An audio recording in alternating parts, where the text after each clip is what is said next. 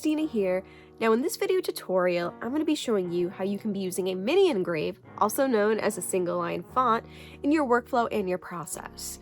Now one of the reasons why you really want to look into using this method is because it can really help streamline your production and cut down the time that you're using to make something. So within this video, I am going to be featuring a business called Single Line Fonts. They specialize in making single line fonts that you can use for your laser cutter for different types of plotters, and you can also use it within Illustrator and programs like Inkscape. So that is a fantastic thing to know, especially if you design in Illustrator and then you convert it over to LightBurn afterwards. So without further ado, let's jump on over and let me show you why you'd want to use a single line font versus an engrave in certain situations. On the right is a line, and the left is a fill, which is an engrave. Now if we bring up the fill, we can see it's about like 5 minutes just to engrave this. Now if we compare that with a single line font, or a line, it's 40 seconds. That is a significant difference. While these times might not seem bad if you're doing singular items, when you are running multiples, time can add up. In these next samples, I'm going to be using 4 of each to show you and compare the times. In this case, with the line style, it's about 2 minutes and 40 seconds, so let's round up and say almost about 3 minutes. Now when we come to the engraved style, it's almost a half hour for 4 items. Now if you're running a big batch, chances are you're going to want to try to make it run as efficiently and as smooth as possible. So you're probably wondering, where can I find these fonts? There are a couple different options that I have discovered so far. First one is what they call SHX fonts, and LightBurn actually has an option for this. Now keep in mind, if you do go this route, you cannot use this on a Mac. You can use it in LightBurn, but you won't be able to edit this font or anything like an Adobe Illustrator or whatever. It's only going to be compatible with LightBurn, so keep that in mind. Now the other place you can go to get them is this amazing website called Single Line Fonts, and this website has a ton of beautiful fonts that not only will work in LightBurn, but you can actually use this if you design in Illustrator or Inkscape, and they're just fantastic. I'm actually going to be using 3 fonts from this website in this video. The website is super easy to browse. You can just go up here, all font types. You have the single line font types right here. Click on it. These are all of the options. And then just make sure that whatever you are purchasing, that you are reading the license and purchasing the correct license for the font that you're looking at purchasing. And it's all right here, super easy to use. And if you have any questions, just reach out to Leslie, the owner at Single Line Fonts. She's a fantastic person. Her stuff is really top-notch and great quality, pleasure to work with. And once you make a purchase, you get an email that contains a download link. You click on the download link, it brings you to the website, you download the zip file, and you get something that looks like this. Now don't worry if the files might show up a little funky on a Mac. I will show you a way to work around it and what it'll actually look like when we import it. But yeah, it comes with your instructions, so make sure to read the instructions. And we do want to make sure that when we are installing the .ttf font. So I'm just clicking on the TTF font. It's installing it. Perfect. So now I'm going to show you how to use these in Illustrator. So my 2 samples, the one on the left is a basic font, Myriad Pro. The one on the right is one of the single line fonts that I just purchased. Now I'm going to just, type some text here. As you can see, it's super thin. But if you had one of the issues that I have, it came up blank. Obviously, I think I installed something wrong here. But it looks very strange. And let me just show you how to go about fixing this issue. So I did figure out that I accidentally installed the wrong type of font. I did not install the .ttf font for this particular one. Now on a Mac, all you have to do is go to your font book, remove this version of the font, and then reinstall the .ttf version, and it should work fine. You come up here to Preferences, you can see that we have a little area over here under File Settings called Set SHX Font Path. Now I just have a folder in my downloads that I have them all in, and that's just where I paste them when I find them. And you come up here, I have it labeled as SL because it's a single line. And these are all the ones that I actually downloaded from the LightBurn forum. Now, keep in mind, sometimes I do kind of worry when downloading from other sources because of licensing. To be on the safe side, I'm going to be working with the single line fonts that I purchased because I know the license and I personally purchased and downloaded that item, so I feel safest with that. And I do have a running directory of all the things that I purchased, so.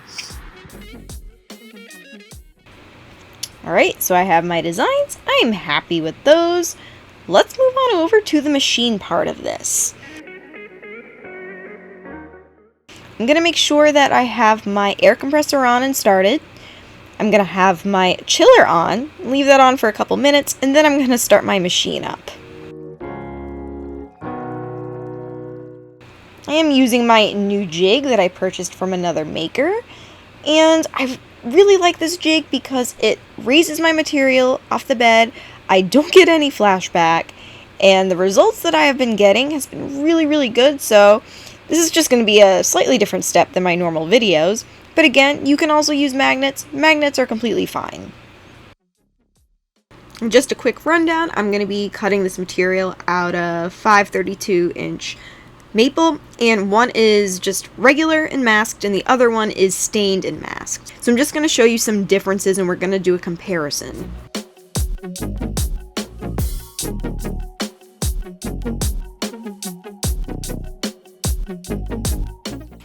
Here we have our 4 samples. We have 2 in a lighter wood, which is a maple, and we have 2 in a darker wood, which is actually a maple that I stained. These were actually some scraps that I had, so I do recommend, again, doing these tests on scraps.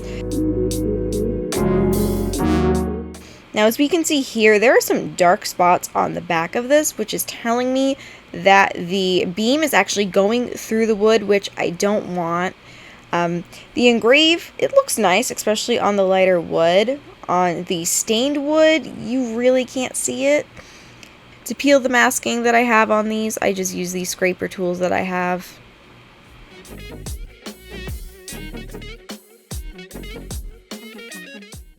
Now look here for a minute. So as you can see, the E's are popped out, which is telling me that my power setting is a bit too high. We can see the little dark spots on the back, which again is indicating to me that I need to play around with the settings. And for the darker wood, because you can't really see the engrave, what you could possibly do is mask it and then paint it with a black or something to make it pop. Then you unmask it and then, it should be fine. I've done that for a couple of things. It's just a little bit more tedious, but it's possible. I realized after running these that I did have a little bit of a wiggle on some of my letters. As you can see, there's like a little bit of a jiggle on the D. It's very inconsistent. Sometimes I see it, sometimes I don't. So I gotta kind of figure out that setting a little bit more. I'm guessing maybe it's a speed issue, but it could be, a potential belt problem, or maybe I don't have the lens in correctly. I will report back on that. So I did actually run some tests on the power setting because it was bothering me that I had all these holes on the back of my design. So the one on the bottom right is the original settings that I had, which is 300 speed and 10 power. The one in the middle is 300 speed and 9 power. And the one on the left is 300 speed and 8 power. I have to say I'm pretty happy with the 9 power one. The other thing I do want to mention is make sure you know the maximum speed your machine can go, because you don't want to put your machine over that speed because you can cause a potential for mechanical issues, especially belt issues. So make sure you're just checking in on that. And for the darker stain wood that I have here, as you can see, this engrave really is very dull. You can't really read it. It's not legible. So if I was planning on possibly engraving something that was on a darker wood, or it was a stained piece of wood, I would mask it, engrave it, and then I would paint it with a black paint, let it dry, then peel off the masking, so hopefully that black paint will make it pop a little bit more. It is an extra step, but It's one of the options I would do. The other thing you could try is try to get a deeper engrave, but again, it also depends on the cores of your material. I also ran this test card that is using one of the single line fonts that I have. And the reason why I suggest trying out some kind of test card, because if you look closely, you can see that the back has these little black dots, which is telling me that the power setting is too powerful. And that was with the minimum of the 10 power that I was using before. And when I did the other test and I ran it at 8 power, it barely scratched the surface. So I decided on this one, which is actually 9 power. I will post my settings in case anybody is interested. Let me just point out that this test card is also available at the end of this video, and unfortunately I cannot include the fonts because of licensing reasons, but you can use your own fonts and LightBurn should default the fonts for you in that case. Just make sure in LightBurn you're selecting the correct single line font that you want to use for this test card. I did make some edits to the test card after the fact, which I'll just be showing on screen to give you guys an idea, and hopefully this can help you when you're learning your settings and testing your settings for any kind of single line font.